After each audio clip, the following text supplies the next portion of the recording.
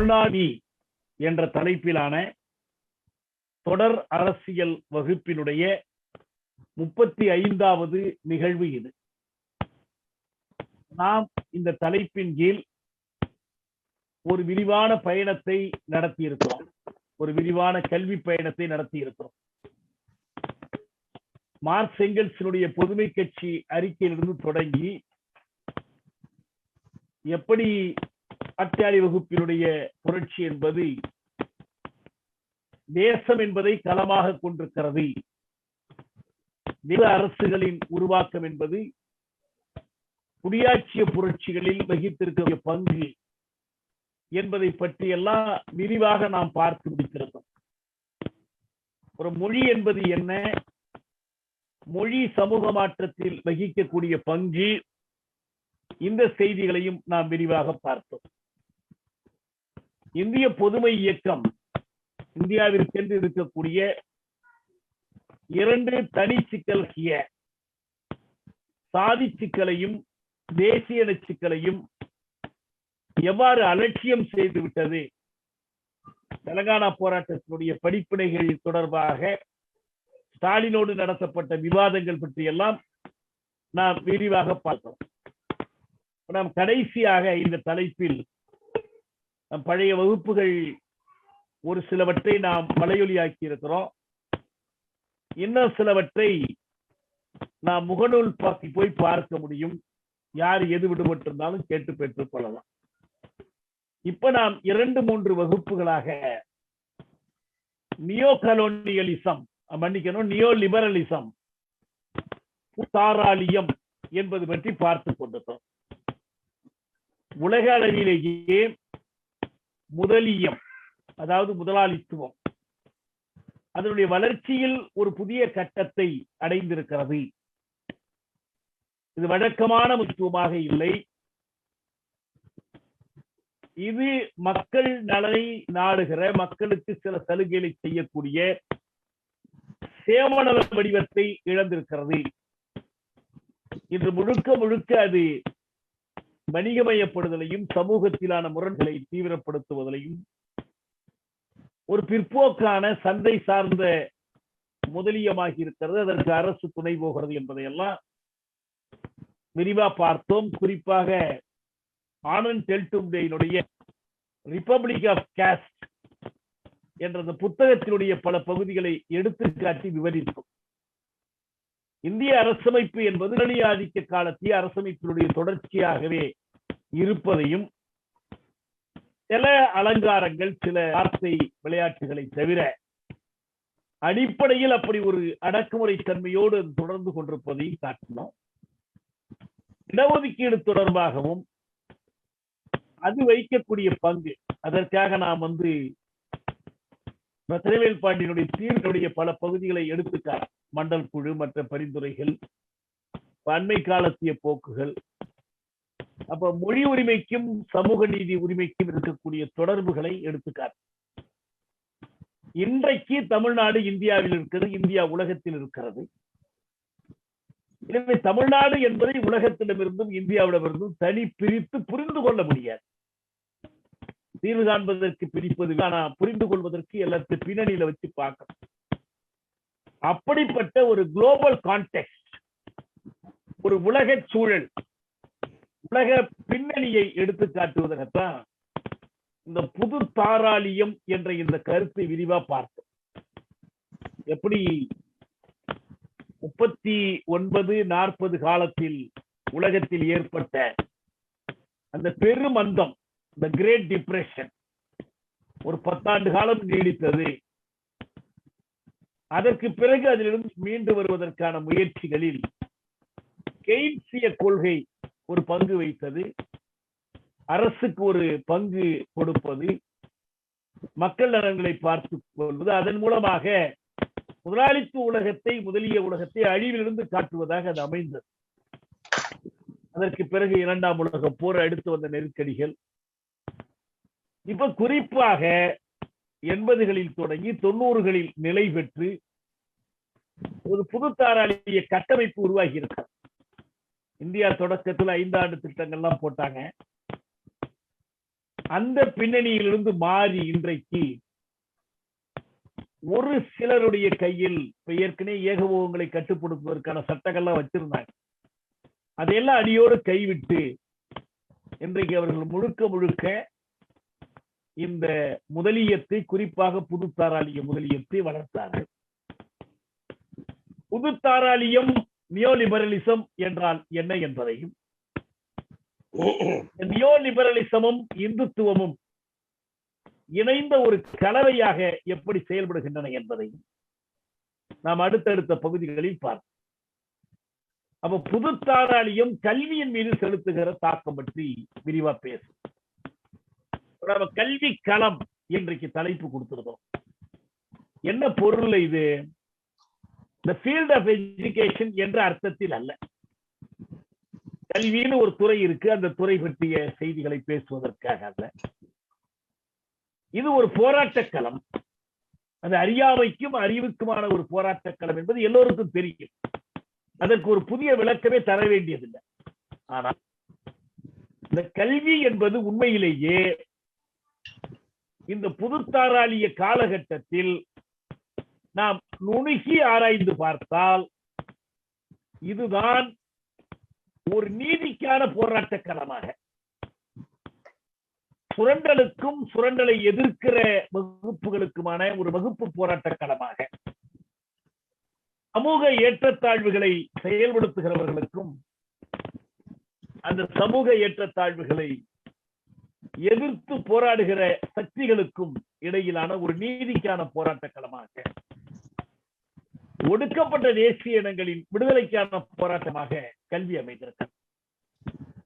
சங்க போராட்டம், வகுப்பு போராட்டம் என்று சொன்னாலே அது வெறும் கூலிக்காக, பொருளியல் சலுகைகளுக்காக தொழிலாளர்கள் போராடுவதுதான் என்றும், நீதிக்கான போராட்டம் என்று சொல்லிவிட்டாலே அது கல்வி வேலை வாய்ப்பிலான இடஒதுக்கீடுகளுக்காகத்தான் என்றும் சுருக்கி புரிந்து கொள்வதை விரிவுபடுத்த வேண்டும் என்றால், இந்த கல்வி களம், கல்வி என்கிற இந்த போராட்ட களம் எப்படி செயல்படுகிறது என்பதை நாம் தெரிந்து கொள்ள வேண்டும். இந்த கல்வி போக்கில் கல்வியினுடைய நிலை எப்படி மாறுகிறது என்றால், எப்படி முதலியம் என்பது ஒரு புதிய புதிய கட்டத்திற்கு வளர்ந்து செல்வது போல, அதற்கு ஏறத்தாழ இணையாகத்தான் கல்வி தொடர்பான அரசின் கொள்கைகள் மாறி செல்கின்றன. நம்ம சென்ற வகுப்பில் இந்திய அளவிலான சில உதாரணங்களை சொன்னோம். இந்தியாவில் கல்வி என்பது எப்படி தொடங்கியது, இன்னைக்கு இருக்கிற நவீன கால கல்வி என்பது எப்படி தொடங்கியது, அது கிறிஸ்தவ அறப்பணியாளர்களும் ரொம்ப ஆரம்ப காலத்திலேயே நான் சொன்னேன். செயின்ட் தாமஸ் எப்படி இயேசுவினுடைய அப்போஸ்தலர்களில் ஒருவரே இங்கு வந்தார். அவர் அறப்பள்ளிகளை கேரளாவில் நிறுவினார். இங்கே சென்னையில் தான் அவர் குத்தி கொலை செய்யப்பட்டார். அவருடைய கல்லறை தான் சாந்தோவில் இருக்கிறது என்றெல்லாம் சொன்னோம். பிறகு வாஸ்கோடகாமா காலத்திற்கு பிறகு அங்கிருந்து வந்த அறப்பணியாளர்கள் நிறைய கல்வி நிலையங்களை தொடங்கினார்கள், கல்வி படிக்க தொடங்கினார்கள். கிழக்கிந்திய கம்பெனி என்பது அதற்கு தேவையான அளவுக்கு மட்டும் கல்வியை கொண்டு வர விரும்பியது. ஆனால் பழைய சமூகத்தோடு முரண்பட்டுக் கொள்ளாமல் அதை செய்ய நினைத்தது.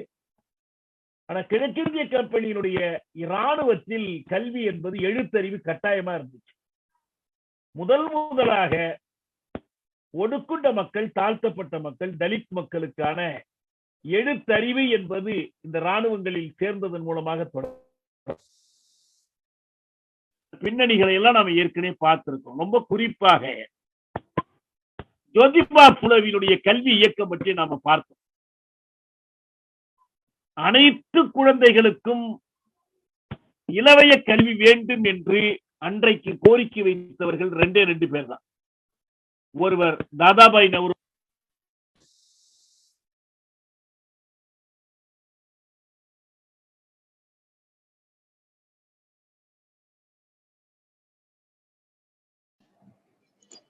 அண்ணா நீங்க பேசுறது கேட்கலண்ணா. இப்ப அண்ணா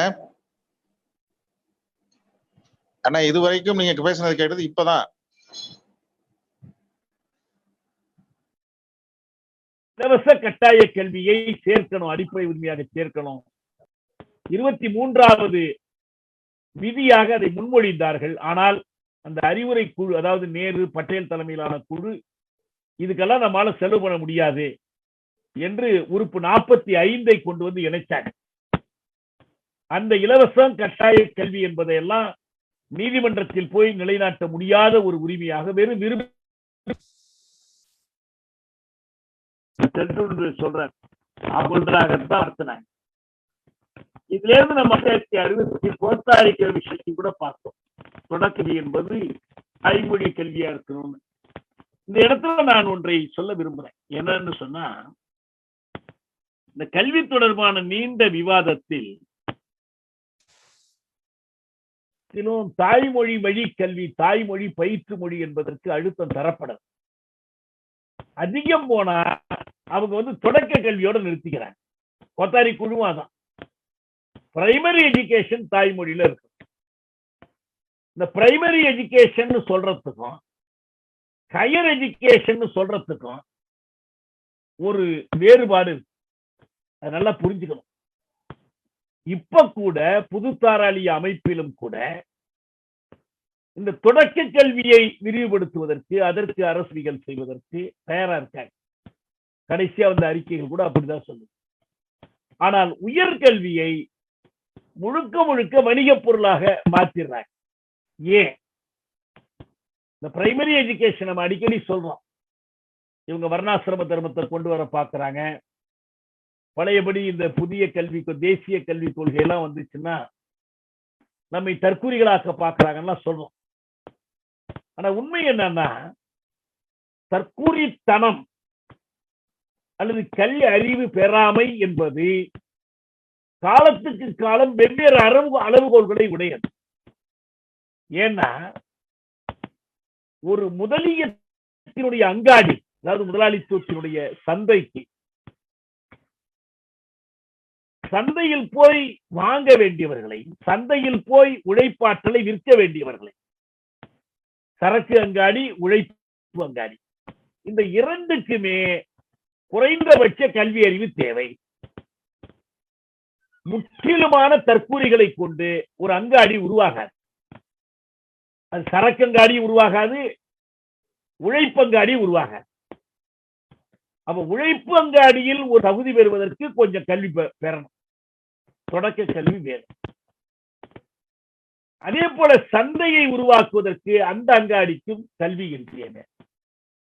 எனவே நீங்க பாஜக இல்ல RSS கையிலேயே அதிகாரத்தை கொடுத்தா கூட எல்லோருக்கும் படிப்பு இல்லை, அந்த காலத்துல யாராருக்கெல்லாம் படிப்பு இல்லையோ அவங்களுக்கு படிப்பு இல்லை என்றெல்லாம் ஆக்க முடியாது.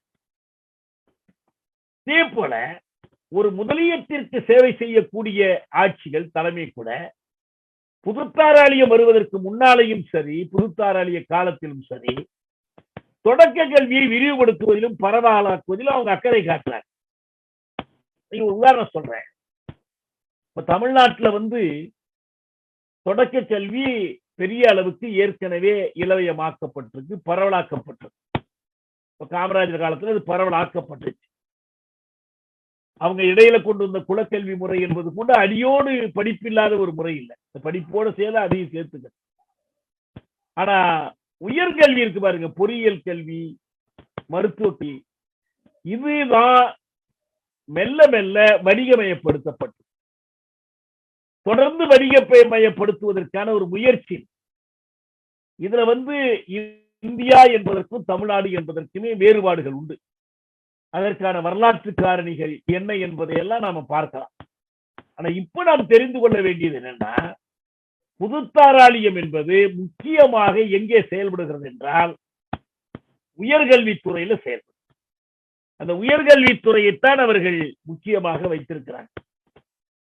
1968 கோத்தாரி கமிஷன் அந்தந்த வட்டார மொழியை பயிற்று மொழியாக்குவது எங்கன்னா ஆரம்ப கல்வியில் முறைசாரா கல்விக்குரிய வாய்ப்புகளை இணைப்பது, வயது வந்தோர் கல்வியை ஊக்கப்படுத்துவது, பொதுவாக பொதுப்பள்ளி முறையை விரிவுபடுத்துவது, கல்வி முறையை 10-2-3 சொல்லி தரப்படுத்துவது, இதெல்லாம் சொல்லியிருந்தாங்க. இதுவரை வந்த ஆணையங்கள்ல இது ஒரு முற்போக்கான அறிக்கையாக இருந்துச்சு. ஆனா இது நடைமுறையில சாத்தியமற்றதுன்னு சொல்லி அதை ஒதுக்கி வச்சுதான் வேறு ஆணையங்களை கொண்டு புதிய அறிக்கைகளை கொண்டு வந்தாங்க. இந்த இடத்துல ரொம்ப கூர்மையா பார்க்க வருது என்னன்னா, கல்வி கொள்கைகள் என்பது ஆளு வகுப்பினுடைய தேவைகளை பொறுத்து 1944-45 பிர்லா திட்டம் என்று ஒரு திட்டம் உருவாக்கப்பட்டது. நாட்டில் எப்படி எதிர்காலத்தில் தொழில் வளர்ச்சி இருக்கணும், அதுல டாடா இருந்தார், பிர்லா இருந்தார், தலால் இருந்தார், ஸ்ரீராம் இருந்தார். இவர்களை கொண்ட ஒரு குழு தான் உருவாக்கிடுச்சு. அரசாங்கம் இந்த குழுவினுடைய அறிக்கையை அதிகார கைமாற்றத்திற்கு பிறகு கூட தன்னுடைய திட்டம் என்று அறிவிக்கல. ஆனால் முதல் 3 5 திட்டங்களுமே இந்த பெருமுதலாளிகள் குழு கொடுக்கையின்படிதான் அமைஞ்சிச்சு. எந்த துறைக்கு எவ்வளவு போடலாம், எப்படி இதை பிரிக்கலாம், எல்லாத்தையும் அவங்க குழு கொடுத்த அறிக்கை தான். முதல் 5 திட்டங்கள்ல அதான் செஞ்சாங்க. அது பம்பாய் திட்டம் என்று அதுக்கு பேரு. அது 15 ஆண்டுக்கான திட்டம் தான். இதற்கு நிகராகத்தான் கல்விக் கொள்கையும் அப்ப உருவாக்கப்பட்டது. நீங்க அது அண்மை கால வரைக்கும் நடிக்குது. கடைசியா வந்த ஒரு அறிக்கை அம்பானி பிர்லா அறிக்கை. அவங்க 2 பேரும் சேர்ந்து ஒரு அறிக்கை கொடுக்குறாங்க. அவங்க கூட என்ன சொல்றாங்க, தொடக்க கல்வியை பரவலாக்கணும், தொடக்க கல்வியை இலவசமாக்கணும், ஆனால் உயர்கல்வியில சந்தை வாய்ப்புகளை ஆராயணும். அதுதான் அவங்களுடைய முக்கியமான நோக்கம். ஆனால் இந்த பின்னணியில தான் இப்ப நம்ம என்ன தெரிஞ்சுக்கணும்னு சொன்னா, இந்த வளர்ச்சி என்று சொல்லும் போது என்ன வளர்ச்சி இருக்கு என்று கேட்கும் போது, அன்னைக்கு எவ்வளவு பேர் படிச்சிருந்தாங்க, இன்னைக்கு எவ்வளவு பேர் படித்திருக்கிறார்கள் என்ற கணக்கு தரப்படும். இந்தியாவில் 47 அதிகார கைமாற்றம் நிகழ்ந்த போது 12% பேர் தான் எழுத்தறிவு பெற்றவர்களாக இருந்தார். அதுதான் லிட்ரஸி ரேட். அன்னைக்கு இன்னைக்கு அது கிட்டத்தட்ட 85% வளர்ந்தது. இது வளர்ச்சி. ஆனால் என்ன வளர்ச்சி இல்லைன்னா, இது கல்வியிலான பாகுபாட்டை ஒழித்து விடவில்லை, உயர்கல்வியில் சமத்துவத்தை கொண்டு வந்து விடவில்லை, சமூக நீதி சார்ந்த வாய்ப்புகளை இது பெருக்கி விடவில்லை. 47 24 லட்சம் அளவுக்கு தான் உயர்நிலை பள்ளி மாணவர்களா இருந்தாங்க. ஆனா 83 3,40,00,000 ஆனாங்க. ஒவ்வொரு புள்ளிவரமா நம்ம படிச்சுட்டு போக வேண்டிய. ஆனா எல்லாமே வளர்ந்திருக்கு. ஆனா இன்னொரு பக்கத்தில் ஏற்றத்தாழ்வையும் பன்மடங்காக வளர்த்திருக்கிறது. இப்ப நான் சுருக்கமா ஒண்ணு சொல்றேன் பாருங்க. ஒரு உழைப்பு சந்தைக்கும் கல்விக்குமான தொடர்பு. நீங்க ஒரு வேலைக்கு போய் சேர்றீங்க, ஒரு காவல் கடமை, ஒன்னும் எந்த விதமான படிப்பறிவும் தேவைப்படாத ஒரு கடமை. இப்ப ஜெயில நான் பார்த்திருக்கேன், இந்த வார்டர்ஸுக்கு காவலர்களுக்கு படிப்பறிவு தேவைப்படாது. அவங்களுக்கு லெப்ட் ரைட்டுங்கிற இங்கிலீஷ் கூட தெரியாது. அதுக்காக என்ன பண்ணுவாங்கன்னா, ஒரு காலில் ஓலை, இன்னொரு காலில் சீலை கட்டி ஓலக்கால் சீலக்கால் ஓலக்கால் சீலக்கால் நடக்க வைப்பாங்க. இப்ப அந்த மாதிரி வேலைக்கு இன்னைக்கு ஒருத்தர் போய் வேலைக்கு சேரணும்னா குறைந்தது 10வது விண்ணப்பம் கொடுப்பதற்கே இருக்கணும். பார்க்க போனா பொறியியல் பட்டதாரிகள் எல்லாம் கூட இப்ப வந்துடுறாங்க. அவங்க தங்களுடைய பட்டை கூட கையெழுத்தோட சேர்த்து போட்டுக்கிறத நான் பார்த்திருக்கிறேன். என்ன அர்த்தம்? அன்னைக்கு எழுத்தறிவின்மை, கல்வி இல்லைன்னா அவன் படிக்கவே தெரியாதவன். இன்னைக்கு 10வது படிச்சிருந்தாலும் அவன் படிக்க தெரியாது. அவனுடைய எழுத்தறிவுடைய தரம் என்பது உலக அளவிலையும் இங்கேயும் மாறிடுச்சு. அதாவது இந்த முதல் காலம் இருக்கு பாருங்க, 47 இருந்து கிட்டத்தட்ட 80-85 வரைக்குமான காலம். இது திடீர்னு ஒரு ஆண்டுல மாறாது, கொஞ்சம் கொஞ்சமா தான் மாறும். அப்படி பார்க்கும்போது ஒரு பக்கம் பள்ளி கல்வி விரிவுபடுத்தப்பட்டது, எழுத்தறிவு விரிவுபடுத்தப்பட்டது. உயர்கல்வித்துறையில முதல்ல அரசு மட்டும்தான் கல்லூரிகளை நடத்தி கொண்டிருந்துச்சு. ஆனா இப்போது பாத்தீங்கன்னா தனியார் மையம் மிகப்பெரிய அளவில் உயர்கல்வியில பெருகு. இவையெல்லாம் கல்வி கடைகளாகவே பெருகுச்சு. நம்ம அதிகமா சொல்ல வேண்டியதில்லை. 1970 இந்தியாவில் மொத்தம் 139 பொறியியல் கல்லூரிகள் இருந்துச்சு. அதுல 4 மட்டும்தான் தனியார் கல்லூரி, வெறும் 4 தான். 2000 முடியும் போது 1400 பொறியியல் கல்லூரிகள், 200 மட்டும்தான் அரசுக்கு சொந்தம். அரசுக்கு சொந்தமான பொறியியல் கல்லூரிகள் குறைகிறது தனியார் கல்லூரிகள் பெருகுதுன்னா அதனுடைய பொருள் என்னன்னா கட்டணம் செலுத்துகிறவர்களுக்கு மட்டும்தான் அங்கே வாய்ப்பு இருக்கும்னு அர்த்தம். இரண்டாவது, தாழ்த்தப்பட்ட பிற்படுத்தப்பட்ட மாணவர்களுடைய சேர்க்கையினுடைய விகிதம் எண்ணிக்கை கூடும், ஆனா சேர்க்கையினுடைய விகிதம் குறையும். அவர்கள் யாரு சமூகத்தில் ஏற்கனவே பெரும் வாய்ப்புகளை பெற்றிருக்கிறார்களோ அவர்களுக்கு தான் இது அதிக வாய்ப்புகளை தரும் அர்த்தம். இந்த போக்குகள் வளர்ந்து போய் அதனுடைய உச்சகட்டமான ஒரு விளைவு என்ன தெரியுமா? ஏன்னா நல்லா புரிஞ்சுக்க வேண்டிய செய்தி, ஒரு பள்ளிக்கூடம் கல்லூரி நடத்துவது என்பது ஒரு தனியார் முதலீடு மட்டுமல்ல. இன்னும் சொல்ல போனால் மாணவர்கள் கொடுக்கிற கட்டணம் மட்டுமல்ல. இப்ப ஐஐடியில ஒருத்தர் படிக்கிறார், பணம் கட்டி படிக்கிறார். எங்க தாய் தந்தை பணத்தை கொட்டி கொடுத்திருக்கிறாங்க, நான் படிக்கிறேங்கிறார். சரி, அவர் கற்றுக் கொடுக்கிற ஆசிரியர்களை யார் உருவாக்கி கொடுத்தது? அந்த கட்டடங்களை யார் கட்டி கொடுத்தது? அவர் அங்கு போய் சேருவதற்கு சாலையில் பயணம் செய்கிறாரே, அந்த சாலைகளை யார் போட்டு கொடுத்தது? எல்லாமே ஒட்ட சமூகத்தினுடைய படைப்பை தனியார் தங்களுக்குரியதாக ஆக்கி கொண்டு அதை வணிக செய்தார். இந்த கல்வி வணிகம் தான் இந்த இடைப்பட்ட காலத்தில் பெரிய அளவில் வளர்ந்தது.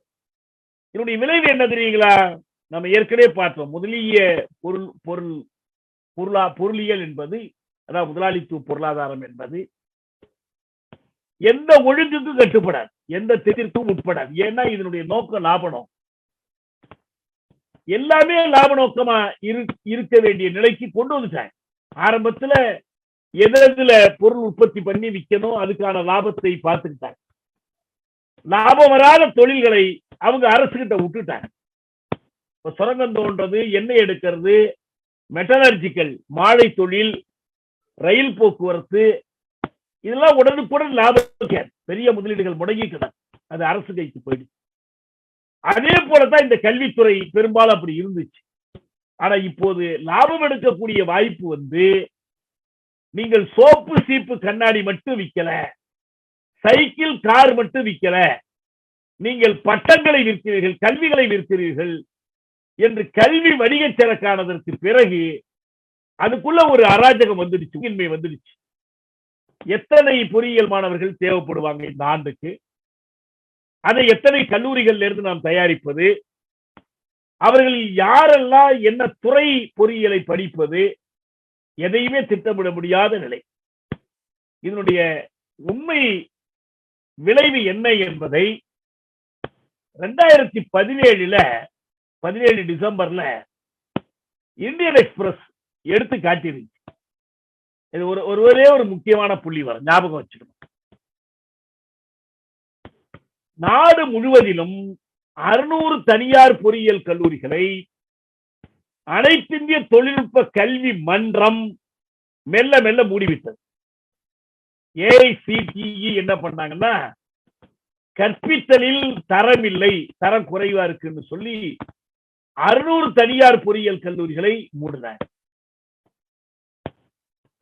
ஏன்னா இந்த கல்லூரிகளை சேர்க்க வேண்டிய அளவுக்கு மாணவர்கள் பொறியியல் கல்லூரி சேரணும்ல, 30 விழுக்காடு தான் மாணவர்கள் சேர்க்க முடிஞ்சிச்சு. இதனுடைய விளைவு என்ன ஏற்பட்டுச்சுன்னா, 15.5 லட்சம் 15 லட்சம் வச்சுப்போம் பிஇ பிடெக் இடங்கள் 3291 பொறியியல் கல்லூரிகளில் காலியாகவே இருந்தன. அந்த இடத்துக்கு ஆளே இல்லை. 153 தனியார் பொறியியல் கல்லூரிகளில் இந்த 5 ஆண்டு காலத்தில் 70% மேற்பட்ட இடங்கள் காலியாக இருந்தன. இதனுடைய பொருள் என்னங்க? பொறியியல் பட்டதாரிகளை உழைப்பு சந்தையில் மலிவாக வேலைக்கு அமர்த்துவதற்கு வாய்ப்பாக சமூகத்தின் செல்வம் விரயம் செய்யப்பட்டிருக்கு.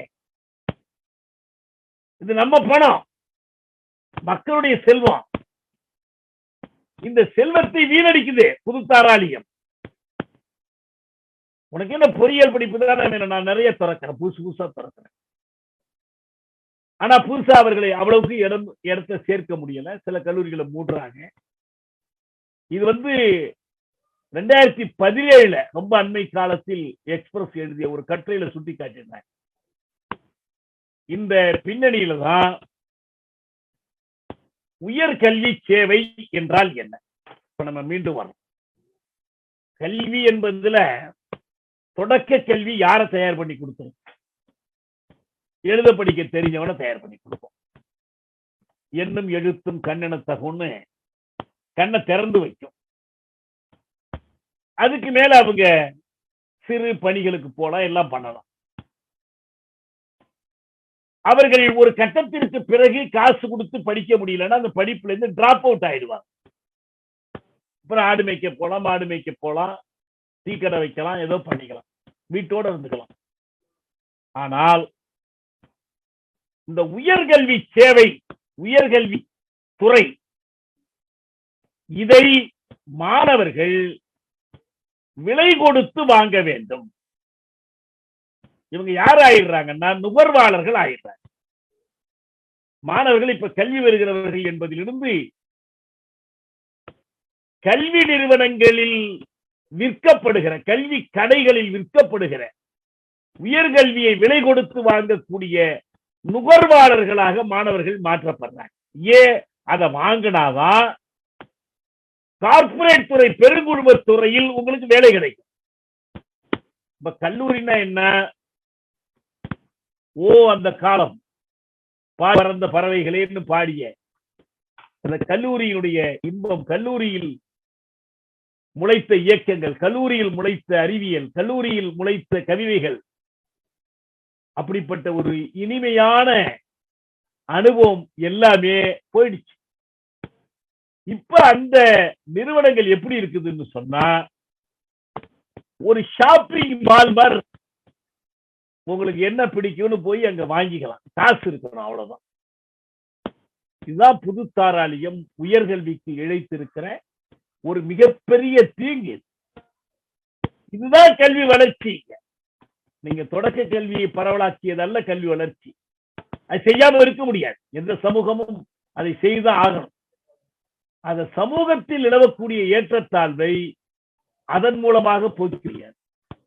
இந்த உயர்கல்வித்துறை தான் புதுத்தாராளியத்தினுடைய மிக முக்கியமான தன்மைகளை நமக்கு வெளிப்படுத்தி காட்டக்கூடியது.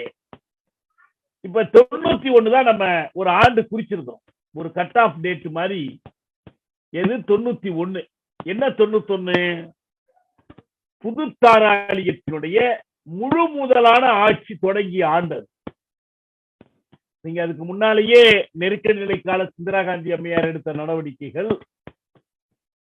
பிறகு ராஜீவ்காந்தி ஆட்சி காலத்தில் அவர் கொண்டு வந்த பொருளியல் கொள்கை, அதற்கு நிகரான ஒரு கல்விக் கொள்கை. இதெல்லாம் ஒரு பொருளியல் கொள்கை புதுசா வந்து அதுக்கு நிகரான ஒரு கல்விக் கொள்கை. 86 நவோதயா திட்டம் வந்துடுச்சு. இந்த இப்ப நம்ம உயர்கல்வி பற்றி சொல்லக்கூடியதெல்லாம் அதுல இருக்கு. ஏன் இன்னைக்கு கூட நேற்று ஒருத்தர் முகநூல்ல எழுதியிருக்கிறாங்க, நவோதயா ஒரு சிறந்த கல்வி திட்டம். ஏன்? அது இலவசமா கிடைக்கும். சரி, 2 அதுலயும் இடஒதுக்கீடு கொடுக்கிறாங்க. பணக்கார பிள்ளைங்க தான் போய் ரெசிடென்சியல் ஸ்கூல்ல சுசீல்காரி மாதிரி ஸ்கூல்ல படிக்கணும்னு அவசியம் இல்லை. நவோதயா ஸ்கூல்ல தங்கி படிக்கலாம். எல்லாம் உண்மை. ஆனா நவோதயா பள்ளிக்கூடம் எத்தனை இருக்கும்? அது இந்தி திணிக்கிறது ஒரு பக்கம் தள்ளி வச்சிருங்க. இருக்கிற ஒவ்வொரு பள்ளியும் நவோதயாவா மாறப்போகுதா? இல்ல. ஒரு மாவட்டத்துக்கு ஒரு பள்ளி. இந்த பள்ளிக்கென்று செய்யக்கூடிய செலவு, எந்த செலவை குறைச்சி எடுக்கப்படணும்? சாதாரண பள்ளிகள், தொடக்க பள்ளிகள், அருகாமை பள்ளிகள், ஊர்தோறும் இருக்கிற பள்ளிகள், தெருதோறும் இருக்கிற பள்ளிகள், இவற்றுக்கான செலவை குறைத்துதான் நீங்க என்ன பண்ணணும்? அந்த பள்ளிகளுக்கு செலவு. அதுக்கு வரி போட்டு வசூலிச்சுவாங்க, சிறப்பு வரி போட்டு வசூலிச்சுவாங்க. இந்த திட்டம் 86 ராஜீவ்காந்தி தான் தொடங்கினார். தமிழ்நாட்டுல அதுக்கு என்னடான்னு சொன்னதுக்கு ஒரே ஒரு காரணம் இந்தி தான். இந்தியே இல்லைனால அந்த பள்ளிகள் நமக்கு கேடு. ஏன்னா பெரும்பான்மை மக்களுக்கான கல்வியை மறுக்கக்கூடிய ஒரு கல்வி முறை, ஒரு சிலரை மட்டும். மார்க்ஸ் வந்து மூலமுதல் 3ஆம் பாகத்துல ஒரு செய்தி சொல்வார். ஒரு ஆளும் வகுப்பு ஆளப்படும் மக்களிடமிருந்து திறமையான ஆற்றல்களை தன் பக்கம் ஈர்த்தெடுத்து அவர்களது சேவையை பயன்படுத்திக் கொள்ளும் போது அது அந்த அளவுக்கு வலுமிக்கதாகிறது. எனவே அந்த அளவு ஆபத்தானதாகிறது. நீங்க பில் கேட்ஸ் அவருடைய நிறுவனத்தில் பெண்களுக்கு, கருப்பின மக்களுக்கெல்லாம் இடஒதுக்கீடே கொடுத்திருக்காங்க. அதுக்கு அவங்க பாசிட்டிவ் டிஸ்கிரிமினேஷன் என்று அதுக்கு பேரே கொடுத்திருக்காங்க. நன்மை பயக்கக்கூடிய பார்ப்பார். ஏன்? திறமையான ஆட்களை அவங்களுக்கு பயன்படுத்திக் கொள்ளணும், அவங்க சேவைக்கு பயன்படுத்திக் கொள்ளணும். ஒரு படிப்பினை இருக்கு. இதே போலவே நாம் வலுப்பெற வேண்டும் என்றால் நம்மோடு குறுகி நிற்கக்கூடாது. ஆளுவகுப்பு சார்பானவர்களிடமிருந்து திறமையான ஆட்களை ஈர்த்தெடுத்து நம்முடைய சேவையில் ஈடுபடுத்தும் போது நாம் வலுப்பெற்றவர்களாகவும் நாம் அவர்களுக்கு ஆபத்தானவர்களா மாறும். நவோதயா ஸ்கூல் என்ன செய்யும்? நீங்க ஒரு நல்ல திறமையானவர்களை தேர்ந்தெடுத்து கண்டறிந்து அவர்களை கார்பரேட் செக்டாருக்கு தயாரித்து கொடுக்கும். ஒரு சுந்தர் பிச்சை போய் கூகுள்ல இருக்கிற மாதிரி நீங்க அதானி அம்பானி கிட்ட போய் ஊர்ல இருந்து ஒருத்தர் ஒரு முருகையாவோ சாத்தையாவோ போய் சேர்ந்துக்கலாம். ஆனா அதுக்கு தரப்படுகிற விலை என்ன? ஒட்டுமொத்த கல்வியும் அதற்கான செலவை குறைத்து அதை நீக்கிதான் செய்வாங்க. இப்ப கல்வியை மீண்டும் ஒரு முறை ஒரு சிறுபான்மையினருக்காக மாற்றுவது, இதுதான் நம்ம காலங்காலமா நம்ம சந்திக்கக்கூடிய கல்வி சிக்கல்.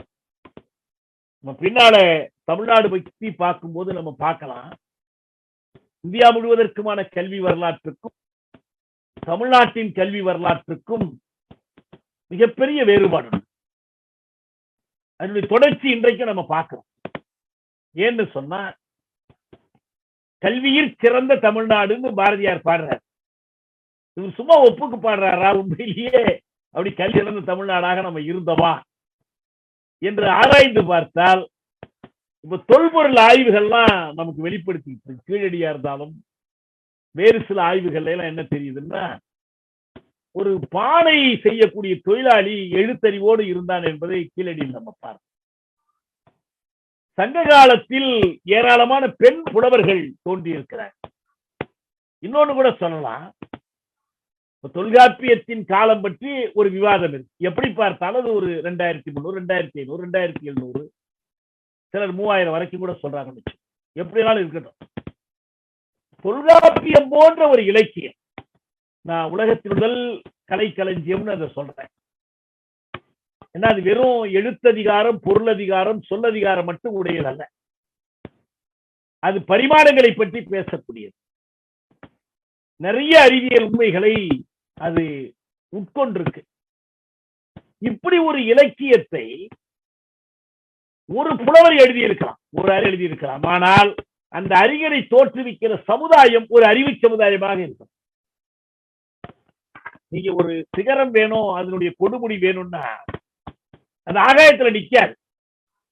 கீழே ஒரு வலுவான அடித்தளம் இருக்கணும். நான் கூட ஒரு கேள்வியில கேட்டிருந்தேன், பெரியார் தமிழை காட்டுமிராண்டி மொழி, நம்ம அண்மையில் நடந்த கருத்தரங்கத்துல கூட விவாதம் வந்துச்சு அப்படின்னு சொல்றாரே அப்படின்னு சொல்லி. அவர் எதுக்கு சொல்றாரு என்னங்கிறது ஒரு பக்கம். ஆனால் தொல்காப்பியம் போன்ற இலக்கியத்தை படைத்த ஒரு மொழி, திருக்குறளை போன்ற இலக்கியத்தை படைத்த மொழி ஒரு நாள் காட்டுமிராண்டி மொழியாக இருக்க முடியாது. அவ்வளவு அறிவார்ந்த மொழி, உயர்ந்த நாகரிகத்தை வெளிப்படுத்திய ஒரு மொழி. அது எப்படி காட்டுமிராண்டி மொழியா இருக்க முடியும்? எது காட்டுமிராண்டி மொழி? காட்டுமிராண்டிகளுக்கு வரி தெரியாது, சொல் கிடையாது, இலக்கணம் கிடையாது. சும்மா விலங்குகளுடைய நிலை அல்லது அரை விலங்கு நிலையில் இருக்கிறவனுடைய மொழிதான் காட்டுமிராண்டி மொழி. டைலக்ட் வெறும் அதிகமான அது ஒரு திசை மொழியாக இருக்க முடியும்.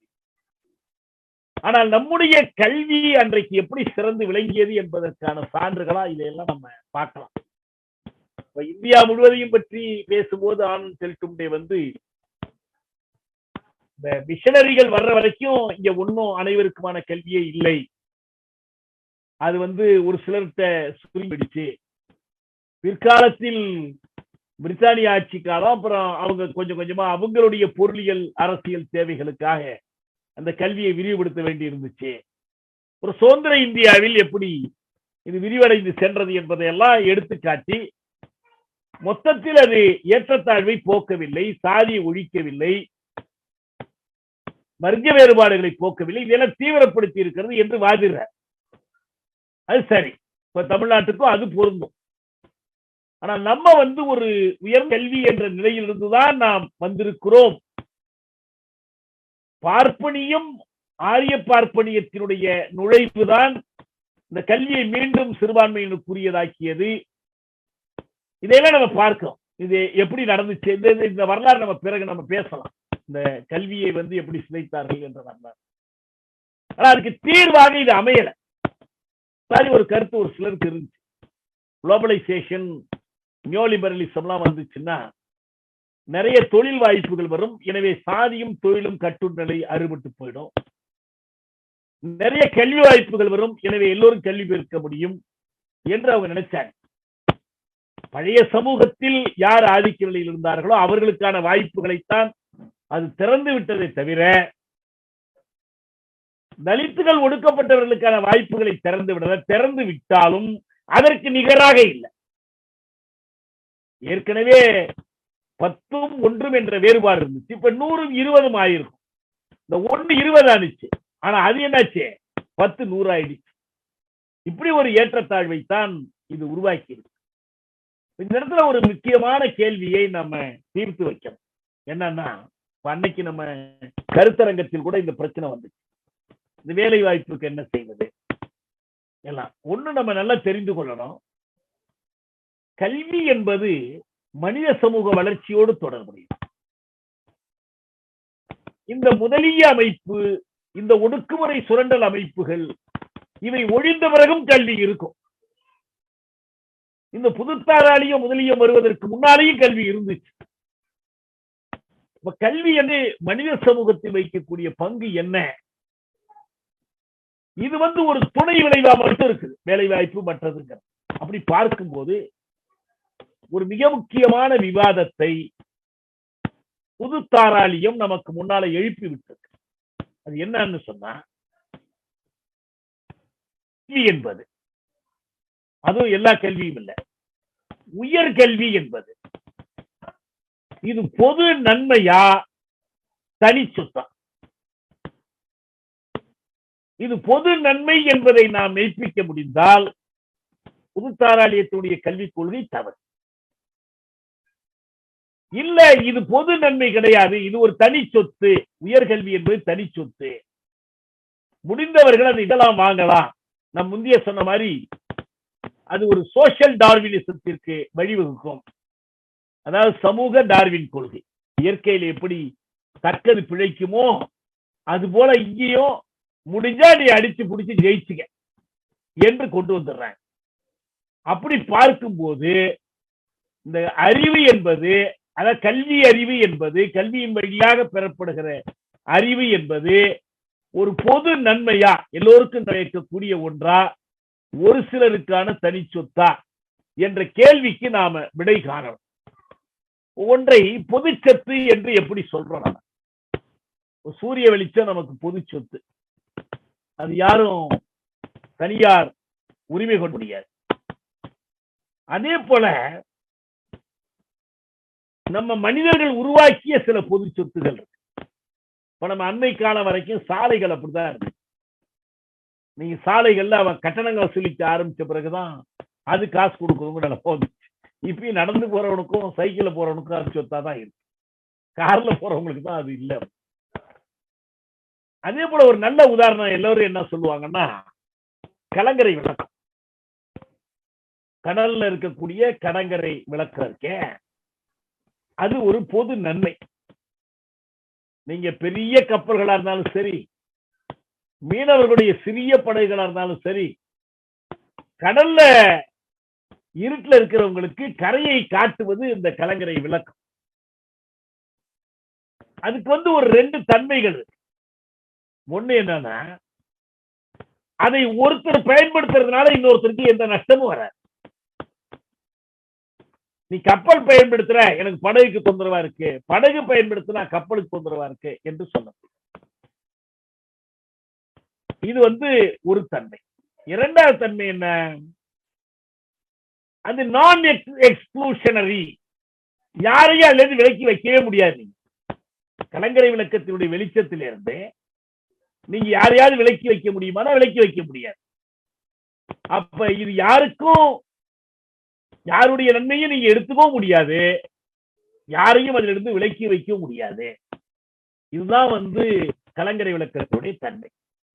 இப்ப உயர்கல்விக்கு என்ன தன்மை இருக்கிறது? நம்ம பொதுவா கல்வி பற்றி பேசுறது மட்டும் இல்ல, என்னை பொறுத்த வரைக்கும் கல்வி, அதனுடைய பயன்பாடுகள், கல்விக்கும் வாழ்க்கைக்குமான உறவு, இதை பற்றியெல்லாம் இன்னைக்கு நிறைய ஆய்வுகள் முற்போக்கான கல்வியாளர்கள், நீதிசார் ஆய்வாளர்கள் வெளிப்படும். ஆனால் இந்த கல்வியின் பயன்பாடுகள், கல்வியின் தேவை, கல்வியின் இதை பற்றியெல்லாம் ரத்தின சுருக்கமாக முதல் எடுத்துரைத்தவர் நம்முடைய திருவள்ளுவர். 4 அதிகாரத்தில் அவர் எல்லாத்தையும் சொல்லியிருந்தார். கல்வி, கல்லாமை, கேள்வி, அப்புறம் அறிவுடை. 40 குறட்பாக்களையும் ஒவ்வொன்றாக நீங்கள் எடுத்து ஆய்ந்து பார்த்தீர்கள் என்றால் கடைச்சரக்கு ஆக முடியாது. கல்வி மனித பண்புகளை வளர்ப்பதற்கானது. இப்ப நம்ம சொல்றோம்ல, யாரும் ஒருத்தர் இருந்து பிடிக்க முடியாதுன்னு சொல்லி, ஒருத்தர் எடுத்தா இன்னொருத்தர் குறைஞ்சு போகாது. நம்ம ஏற்கனவே நம்ம நீதி இலக்கியங்களே சொல்லிட்டாங்க. கொடுக்க குறையாத செல்வம் எது? கல்விதான். மற்றெல்லாம் குறைஞ்சு போகும். நீங்க கடையில நெல்லு மூட்டையை வச்சு விற்கிறீங்க, நெல்லை விற்க உங்கள்கிட்ட குறைஞ்சு போகும். ஆனா ஆசிரியர் கொடுக்கிற கல்வி என்பது அப்படி குறைந்து போகாது. அந்த கல்வியினுடைய அந்த தன்மைகளை எல்லாம் நாம நல்லா புரிந்து கொள்றதுக்கு நமக்கு திருக்குறள் ஒன்றே போதும். இன்னும் சொல்ல போனா புதுத்தாராளியத்துக்கு, அதனுடைய கல்வி கொள்கைக்கு எதிரான ஒரு ஆயுதம் இந்த கல்விதான். நான் நம்ம தமிழ் தேசிய விடுதலை இயக்கத்தின் சார்பில் ஈரோட்டில் ஒரு கல்வி மாநாடுன்னு ஒரு நாள் பூரா நடத்தும். அது மக்கள்கிட்ட போய் பேருந்துகள்ல ஏறி இறங்கி உண்டியல் வசூல் பண்ணி கல்வி சிக்கல்களை பற்றி வெறும் கல்வியாளர்களை வச்சு பேச வச்சோம். கல்விக்கு வெளியிலிருந்து பேசினால் நான் ஒருத்தன் தான். அங்க என்ன பண்ணோம், கல்வி கொள்கை, நமக்கான கல்வி கொள்கை என்பதை ஒரு தட்டியில் எழுதி வைக்கணும்னு சொன்னாங்க. நான் சொன்னேன், இந்த 10 அதிகாரங்களையும் எழுதி வச்சிருங்க. கற்க கசரத கற்பவை கற்றபின் நிற்க அதற்கு தக தொடங்கி இந்த கல்வி, கல்லாமை, கேள்வி, அறிவுடைமை இதை எழுதி வச்சிட்டீங்கன்னா போதும். நம்முடைய கல்வி கொள்கை தெளிவாயிடும். அதனுடைய நுணுப்பங்கள், நடைமுறைப்படுத்தல்கள் தான் விவாதிக்க வேண்டியது தவிர அவ்வளவுதான். இதுக்கு நேர் மாறானது மெக்காலேயினுடைய கல்விக் கொள்கை. மெக்காலேயினுடைய கல்விக் கொள்கை என்பது சிறந்த குமாஸ்தாக்களை தயாரிக்கிறதுக்கு, அவங்களுடைய உழைப்பு சுரண்டலுக்கு ஏற்ற ஆட்களை உருவாக்குவதற்கு, அவங்களுடைய அரசியல் போட்டிய நலன்களுக்கானது, மனிதகுல நன்மைக்கானது அல்ல. அதனுடைய சைடு எஃபெக்ட் சில நன்மைகள் வரும். ஆனா இது அப்படி இல்லை. இது மொத்தத்திலேயே ஒரு சரியான கல்வி முறையை கொண்டு வருவதற்கான ஒரு ஏற்றை வல்லுவற்றை நம்ம பார்க்கணும். இந்த உயர்கல்வியுடைய தன்மைகள் பற்றி ஒரு கல்வியாளர் என்ற முறையில் டெல்டும் டே பட்டியலிடுறாரு. அதையும் நான் சொல்றேன், மற்றவங்க சொல்றதையும் பார்ப்போம். 1, டெவலப்மெண்ட் ஆஃப் நியூ நாலேஜ் அல்லது ரிசர்ச். ஏன் இது ஒரு பொது நன்மை, தனியார் சொத்து இல்லை என்பதற்கான ஆதாரங்களை சொல்றார். 1 என்னன்னா, புதிய அறிவு வளர்வதற்கு, ஆராய்ச்சி செய்வதற்கு உயர்கல்வி தேவை. 2, பயிற்சி கொடுத்தல் அல்லது கற்றுக் கொடுத்தல், இது உயர்கல்வி தேவை. 3, சமூகத்திற்கான சேவையை வழங்குதல். 4, அறம் சார்ந்த பணி, சமூக குற்றாய்வு. இந்த 4ஐயும் சொல்றார். என்ன கேள்வினா, இதை தனி சொத்தாக்கிறோம்னா என்ன அர்த்தம்? இப்ப என்ன நடக்குது? இப்ப நம்ம அண்மையில பார்த்தோம், இந்த தடுப்பூசிக்கான மருந்தை தயாரிச்சு அது இன்டெலக்சுவல் ப்ராப்பர்ட்டி ரைட்ஸ், இதை WTO ஒரு சட்டமாவே வச்சிருக்கிறாங்க. அதை யார்த்தையும் வெளியே சொல்லக்கூடாது. இப்ப கூட 23 கம்யூனிஸ்ட் கட்சிகள் கூட்டறிக்கை வெளியிட்டாங்க. அதை வெளியே சொல்லணும், பப்ளிக்கா கொடுக்கணும், அது யார் ரகசியமா வச்சுக்க கூடாதுன்னு சொன்னாங்க. அது நல்ல உதாரணம் நமக்கு முன்னால இருக்கு. புதிய அறிவை டெவலப் பண்ணா ஹையர் எஜுகேஷன் டெவலப் பண்ணுதுன்னா பெரிய நிறுவனங்கள் R&Dன்னு வச்சிருக்காங்க, ரிசர்ச் அண்ட் டெவலப்மெண்ட்னு பெரிய தொழில் நிறுவனங்கள் வச்சிருக்காங்க. இந்த ஆராய்ச்சியாளர்கள்ட்ட அவங்க பெறக்கூடிய எழுத்து வழியான உறுதிமொழியே என்னன்னா, இந்த ரகசியங்களை வெளியே சொல்லக்கூடாதுங்கிறோம். இதை வச்சுக்கிட்டு தான் நம்ம தயவு செஞ்சு கற்பனை பண்ணி பாருங்க, ஒரு டால்டன் தியரியோ ஒரு நியூட்டன்ஸ் லாஸ் ஆஃப் மோஷன், நியூட்டனுடைய இயக்க விதிகளோ இப்படி வெளிப்படுத்தக்கூடாத ரகசியங்களா இருந்திருந்தால் என்ன ஆகிறது? எப்படி பயன்படுத்த முடியும்? அப்ப அது பொது நன்மையா அல்ல தனிச்சொத்தா? ஒரு சுரண்டுகிற அமைப்பும் அறிவியல் தொழில்நுட்பத்தை கூட சுரண்டலுக்கான கருவியாக பயன்படுத்துகிற பெருங்குழுமங்களும் இருக்கிற காரணத்தால் மட்டும்தான் இது பொது சொத்து என்ற உண்மை மறைக்கப்படுகிறது. அதே போலதான் இரண்டாவது கற்றுக் கொடுப்பு கல்வி. கற்றுக் கொடுப்பதற்கு அது வாய்ப்பு கொடுக்கும். கற்றுக் கொடுக்கிற பேராசிரியர் எதை கொடுக்கிறார் மாணவருக்கு? அறிவை கொடுக்கிறார். அறிவை கொடுப்பதன் மூலம் அவர் எதை இழக்கிறார்? எதை இழக்கிறது? அவர் யாரு கற்றுக் கொடுத்தாலும் ஒண்ணுதான். அப்ப அதுவும் பொது நன்மை என்பதற்கான ஆதாரம். It is a public good. சமூகத்திற்கான சேவையை வழங்கணும். நீங்க வணிகமா செய்தாலும் நீங்க படித்த கல்வி பெறக்கூடிய அறிவை கொண்டு நீங்க கடைசியா எங்க போகணும்? சமூகத்துக்கு பயனுள்ளதா இருந்தா மட்டும்தான் அது தேவைப்படும், இல்லைன்னா போயிடும். நாலாவது ரொம்ப முக்கியமானது ஒரு அறம் சார்ந்த பணி. சமூகத்தில் ஒரு விழிப்புணர்வு, நிகர்மைக்கான போராட்டம், சாதி ஒழிப்பு சிந்தனை, மூட நம்பிக்கைகளுக்கான எதிர்ப்பு, அடக்குமுறைக்கு அடிபடிய மறுப்பது, எல்லாமே உயர்கல்வியிலிருந்து பெறப்படும். இந்த உயர்கல்வியை தனிச்சொத்து ஆக்கி விடுவோம் என்று சொன்னால் இதான் இன்னைக்கு புது தாராளியத்தினுடைய முரண்பாடு. ஒரு முக்கியமான கேள்வி இருக்கு. என்னன்னா, உங்களுக்கு கிடைத்த இந்த உயர்கல்வி எங்கிருந்து கிடைத்தது? முன்னால படிச்சவெல்லாம் மறைச்சு வச்சிருந்தா உங்களுக்கு கிடைச்சிருக்குமா? கிடைச்சிருக்காங்க. முன்னால படிச்சதெல்லாம் வெளிப்படையா இருந்ததுனாலதான் நீங்க படிச்சு இந்த அறிவை பெற முடிஞ்சு. நீங்க தனியா உட்கார்ந்து முயற்சி எடுத்து காசு கொடுத்து வாங்கினது அல்ல இது. ஆனா இந்த அமைப்பு எனக்கு ஒரு முரண்பாடான தோற்றத்தை கொடுக்குது. என்ன, நீங்க காசு கொடுத்து வாங்குனீங்க, எத்தனை லட்சம் கொடுத்து. நான் இந்த வகுப்புல போன முறையோ அதுக்கு முந்தின முறையோ விளம்பரத்தை எடுத்து காட்டினேன், SRM விளம்பரத்தை. என்ன சொல்றாங்க அவங்க? ஒரு 2 மாணவர்கள் உண்மையில கருப்பாதான் இருக்காங்க அவங்க, நம்ம பையனுங்க. அவங்க போட்டு ஒரு விளம்பரம் என்னன்னா, இவங்களுக்கு ஆண்டு சம்பளம் 50 லட்சம் ரூபாய்க்கு பேசி ஒரு வெளிநாட்டு நிறுவனம் அவங்களை வேலைக்கு அமர்த்திடுச்சு. வாங்க வாங்க நீங்கெல்லாம் சேருங்க, 90 லட்சம் கொடுங்க, 1 கோடி கொடுங்க, நீங்க முடிச்சுட்டு போகும்போது என்ன கிடைக்கும்? இந்த மாதிரி ஒரு நிறுவனத்துல வேலை கிடைக்கும். சரி, SRMக்கு எங்க இருந்து இந்த ஆசிரியர்கள் கிடைச்சாங்க? ஏன்னா SRM முதலாளியே அறிவியல் கோட்பாடுகள் எல்லாம் உருவாக்கி கொடுக்குறாங்க. எல்லாமே ஒரு சமூக விளை பயன்தான் என்று மார்க்ஸ் சொன்னார். Everything is a social product. ஒரு மனிதனும் சோஷியல் ப்ராடக்ட் தான்.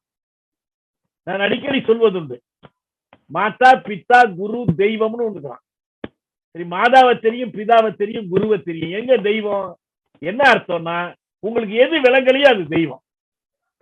மாதா பிதா குருவிடம் கற்றுக்கொள்ளாத பலவற்றை சமூகத்திடமிருந்து ஒரு குழந்தை கற்றுக்கொள்ளுது. அது பார்க்கிற சினிமா, படிக்கிற புத்தகம், கேட்கிற பாடல், பழகுகிற குழந்தைகள் எல்லாத்தையுமே கத்துக்குது. அதுக்கு ஒரு பேர் கொடுக்கணும். சம்னா ஏத்துக்க முடியல, அதனால தெய்வம்னு கொடுத்தான். எல்லோருமே சோஷியல் ப்ராடக்ட் தான். ஒண்ணும் இல்ல, இன்னைக்கு ஒரு மயில்சாமி அண்ணாதுரைன்னு ஒரு பொறியியலாளர், அறிவியலாளர் இருக்கிறாரு.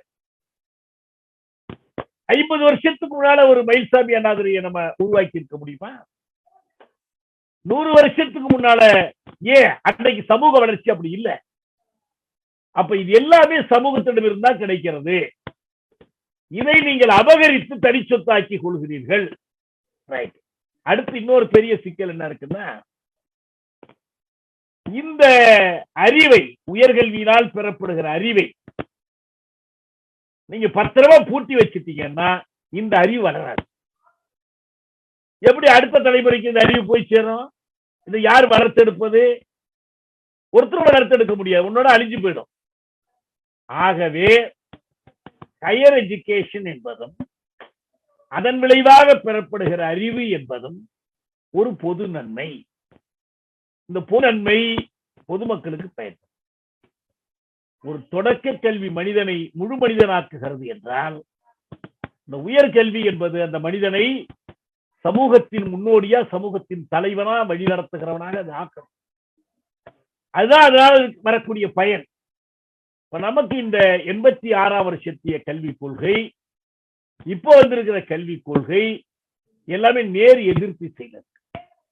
அதனாலதான் இவர்களுக்கு சமூகத்திடமிருந்து அறிவு விளைகிறது, சமூகத்திடமிருந்து அறிவாளிகள் விளைகிறார்கள், சமூகத்திற்கு அவர்கள் திருப்பி கொடுக்கிறார்கள் பார்வை இல்லாதனாலதான் சமூகத்தின் மொழியை விலக்கி வச்சிடறாங்க. தாய்மொழி கல்வி புறக்கணிக்கப்படுவதற்கு என்ன காரணம்? இங்கிலீஷ்ல படிச்சா வேலை கிடைக்கும். உண்மையில கிடைக்குதாங்கிறது தனி செய்தி. அந்த வாதத்தில் இருக்கிற ஓட்டை தன்மையெல்லாம் நிறைய எடுத்துக்காட்டலாம். இங்கிலீஷ் படிச்சா கிடைக்குமா, ஹிந்தி படிச்சா கிடைக்குமா, சரி அப்பனா தமிழ் கிடைக்குமா? தமிழ் படிச்சா அவனை மனுஷனாக்கும். தமிழ்நாட்டுல எல்லா இடத்துலயும் இல்லை. அந்த முறையில் இந்த கல்விக் கொள்கை என்பது, புதுத்தாராளியத்துடைய கல்விக் கொள்கை என்பது என்ன பண்ணுதுன்னா, பொது நன்மையாகிய கல்வியை இது தனிச்சொத்தாக மாற்றுகிறது. இந்த இடத்துல ஒன்றை நாம முக்கியமா சுட்டி காட்டு, என்னன்னா கல்வி ஒரு அடிப்படை உரிமை ஆக்கப்பட்டது இந்திய அரசமைப்பு சட்டத்தில். ஆனால் மற்ற அடிப்படை உரிமைகளுக்கென்று செயல்படுத்துவதற்கு தனி சட்டங்கள் வேண்டாம். ஆனா இந்த உரிமைக்கு என்ன வேணும்? எனேபிளிங் லா வேணும். தமிழ்நாடு அரசு ஒரு சட்டம் இயற்றினாங்க. அவங்க கட்டாய இலவச கல்வி, அது 6ஆம் வகுப்புல இருந்து அது வரைக்குமான குழந்தைகளுக்கு அல்ல. அப்புறம் உயர்கல்வி அதை சேராது. இப்ப கல்வி உரிமை என்பது என்ன?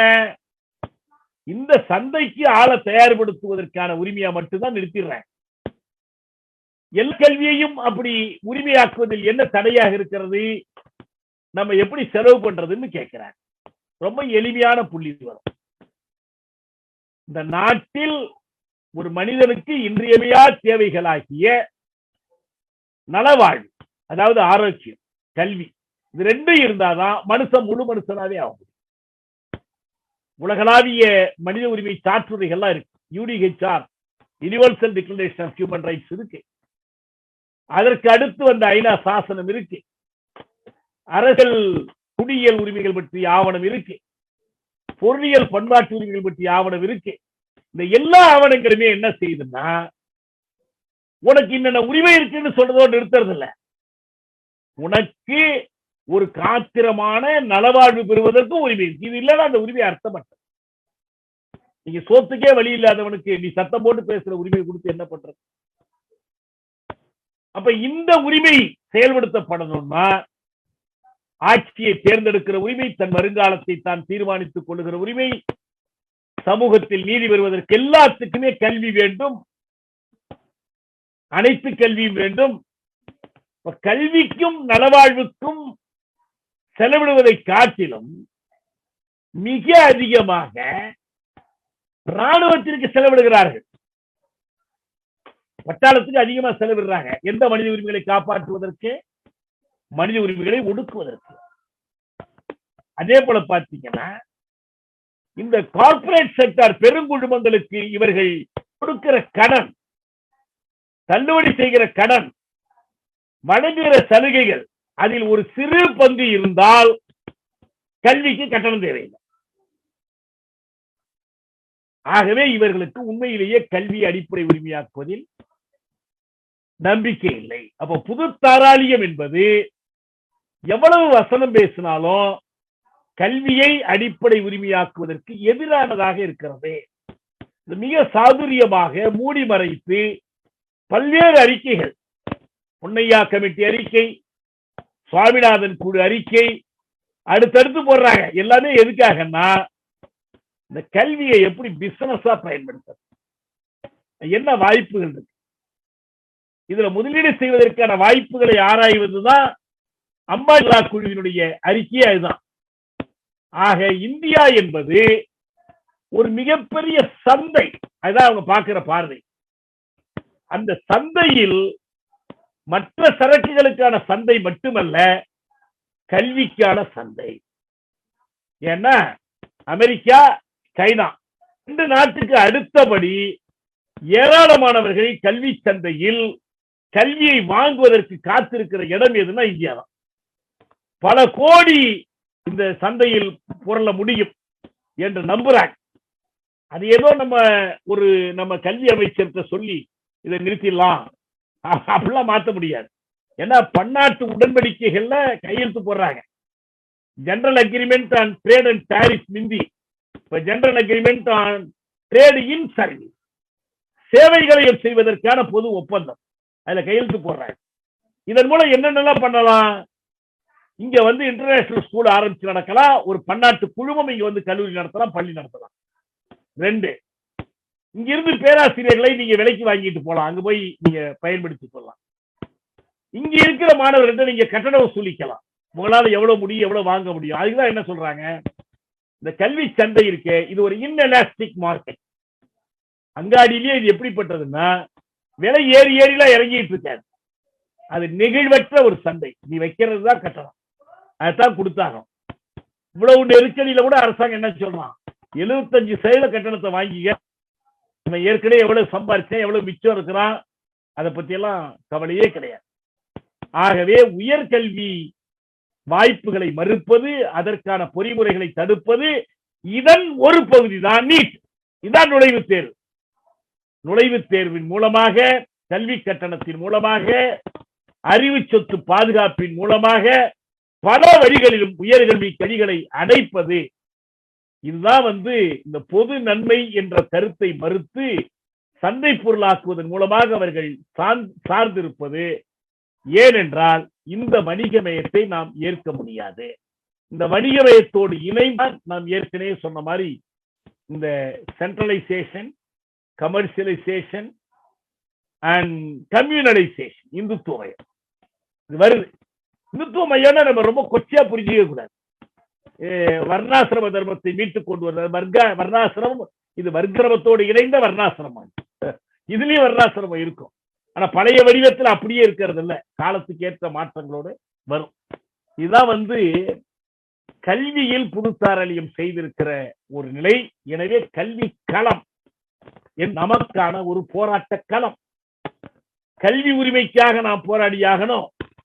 இது வர்க்க போராட்டத்தினுடைய களம், இது நீதி போராட்டத்தினுடைய களம், தேசிய விடுதலை போராட்டத்தினுடைய களம். வேறு எந்த ஒரு துறையை காட்டிலும் மிக நுட்பமாக இந்த கல்வி களத்தில் ஒடுக்குமுறை செயல்படுகிறது.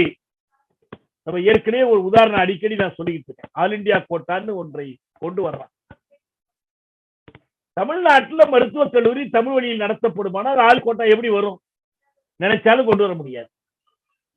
தமிழ் வழி கல்வியுடைய மறுப்பு எதுக்கு வழிவகுக்குது? நீங்க தேசிய உரிமைகளை மறுப்பதற்கு வழிவகுக்கும். அதுல இடஒதுக்கீடு தேவையில்லைன்னு சொல்லிடலாம், சமூக நீதி மறுப்புக்கு வழி செய்யும். இப்படி நிறைய சான்றுகளை நாம் காட்ட முடியும்.